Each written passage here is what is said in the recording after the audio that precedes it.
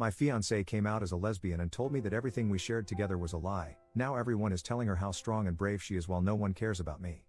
Posted by you/guiltypollution742.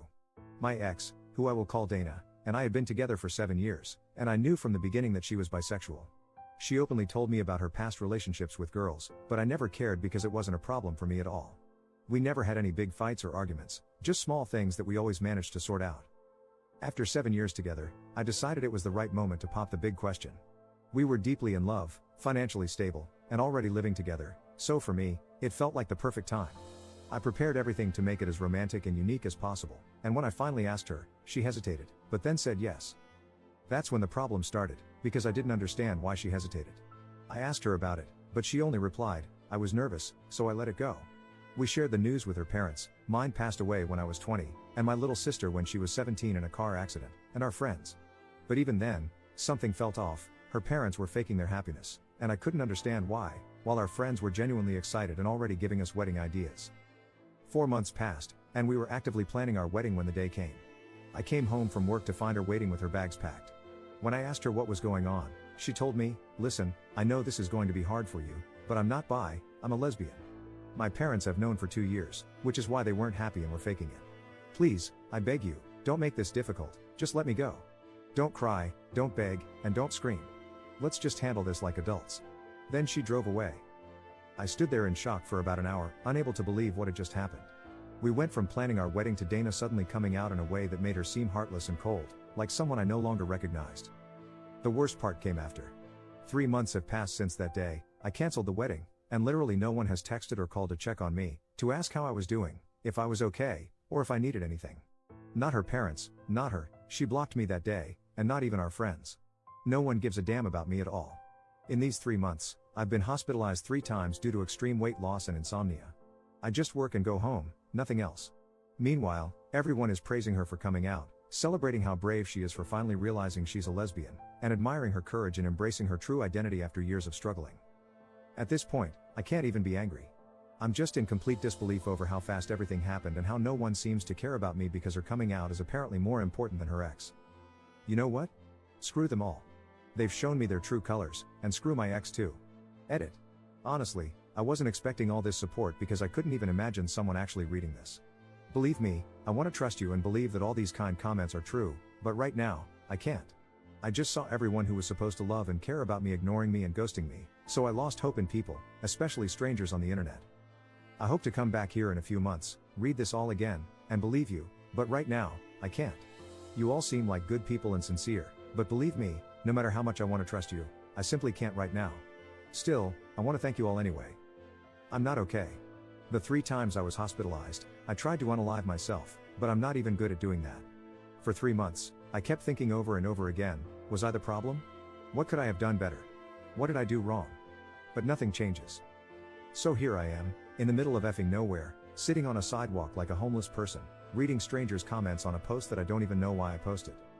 Again, thank you all. Update 2 days later. So here we go again, but this time it's more painful and shocking at the same time because a lot has happened today and last night. Like some of you folks said, somehow one of my ex-friends saw my post on TikTok, and the absolute mess started, and it's still going on right now. This ex-friend, I'll call him Paul, reached out to me and basically told me that he saw the post and knew it was me because I used my ex's real name, Dana. He was shocked to learn what really happened because apparently, Dana had told my ex-friends that she came out to me as a lesbian and that I tried to lay hands on her and threatened her. She also told them not to contact me again. They all believed her, but when they saw my post, they started pressuring her to confirm whether I was telling the truth or not, and she admitted to lying. Since Paul's text, I've received a ton of messages and calls from everyone asking how I am, if I'm okay, apologizing for believing Dana without reaching out to me first, and offering their so-called apologies. But then there's the real issue, Dana. She texted me, asking for forgiveness, saying she was sorry for how badly she treated me, and admitting that she made everything up because she was afraid of losing friends. And unfortunately, that's not all, because I also got a text from her girlfriend, Mary. She basically told me that she was sorry for Dana's behavior and for what she did, and here comes the issue. She has known Dana for a year, yet Dana never told her about me and always referred to me as just a roommate. So now, she's thinking about leaving Dana. Now comes my part. I made a new group chat, including all of them, even Dana and Mary, and told them that I'm not changing my mind about forgiving them. I also mentioned that I was considering suing Dana, partially true, since I'm still unsure, and I called out my ex-friends, saying that if they were decent humans, they would have either texted me to ask if I was out of my mind for allegedly laying hands on Dana or at least insulted me via text, if they really cared about me. Then, I added some personal things about Dana and blocked them all. But my blocking method isn't working because they keep harassing me with texts and calls from other numbers and even getting other people to call and text me. Crazy stuff is happening, and I still can't believe this whole mess. It feels like a nightmare I need to wake up from, but unfortunately, it's all real. The other thing is that I finally saw a therapist today, and I don't like to admit it, but I cried a lot. According to her, I never really worked through my parents' and sisters' deaths, and now this situation with my ex has made me explode emotionally. So, it's going to be a very long journey, and I hope to reach a better place. I've had the therapist's number sitting on my kitchen table for a while, but I never called, until now. Hopefully, this will help. That's all for now. I hope my next update won't come as quickly as this one but instead when I'm feeling better. So again, thank you all, and hopefully, I'll update you in better times. Relevant comments. Commenter. Normal people, break up with their partner, tell everyone about it and why, then move on. Dana, ghosts her boyfriend and lies just because she was scared. Honestly, I would definitely sue for defamation, man. You have the evidence, and I don't think it could go wrong. What do her parents think? Ops response. I forgot to write this little part, but the quick summary is that I never had a good relationship with them, so we never got along well because they always said I wasn't the right guy for their daughter. I never cared about them, but this time they asked me to think wisely and not to sue Dana because she was afraid, and they even justified her actions. That's all, and in fact, I wasn't surprised by their reaction to the news of marrying her. Second update 1 month later. A month has passed since my first post, and here I am again. I know I promised to come back when things got better, and I really hoped for that, but unfortunately, my life hasn't improved at all. Things keep getting worse than I expected. I'm going to talk the way I do with my therapist because, in a way, you all feel like my therapists. You know, I'm not an expert in therapy or these things, and I hoped that, in a short time, things would change and make me feel better. But it's been more difficult and longer than I expected or imagined.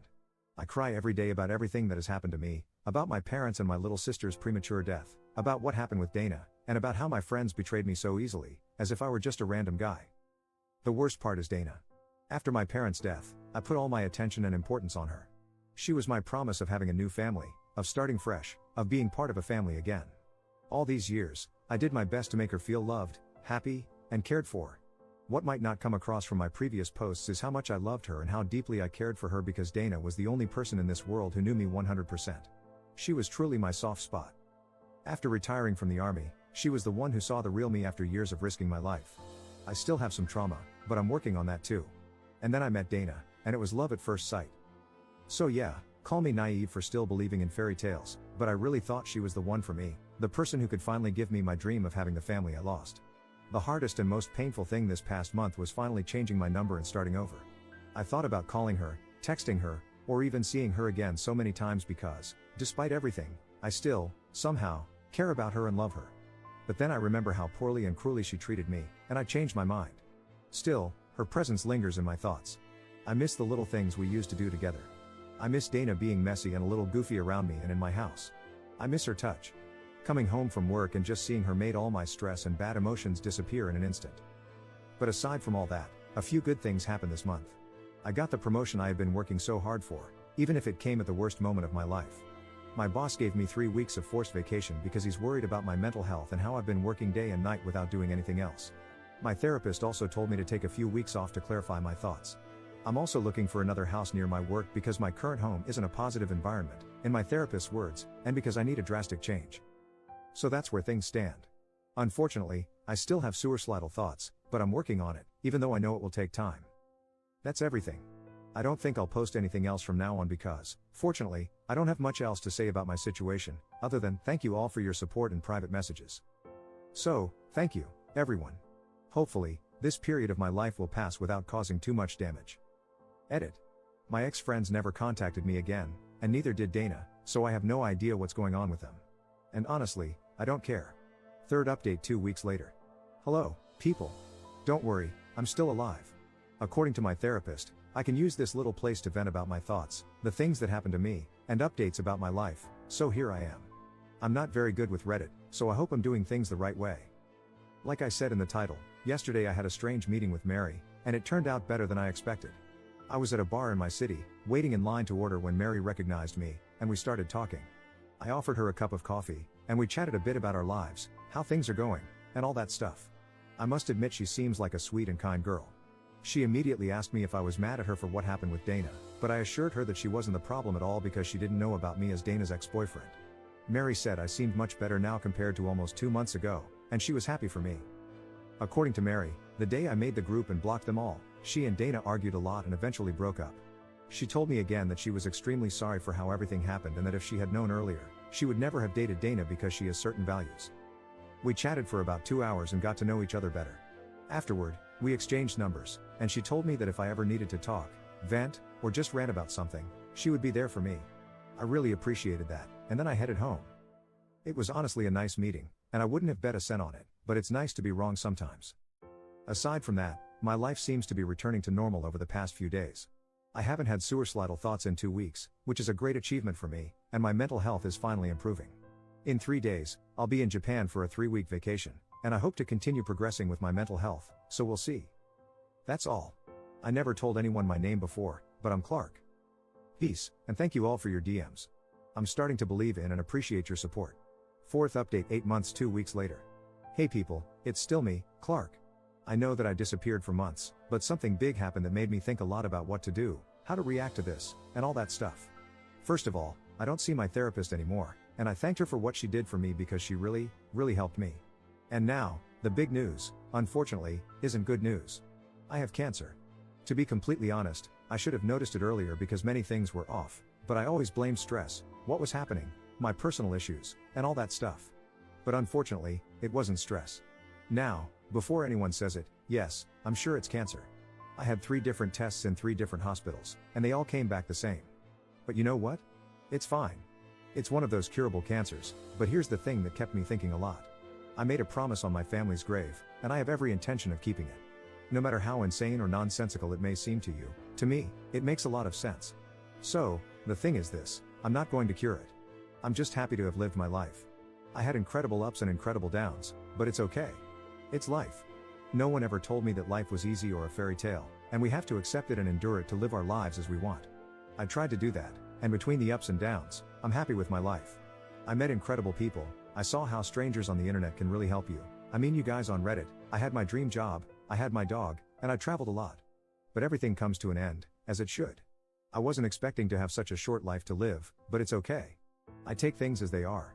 So, just this, I made a promise on my family's grave that I will reach them, and I'm going to keep my promise.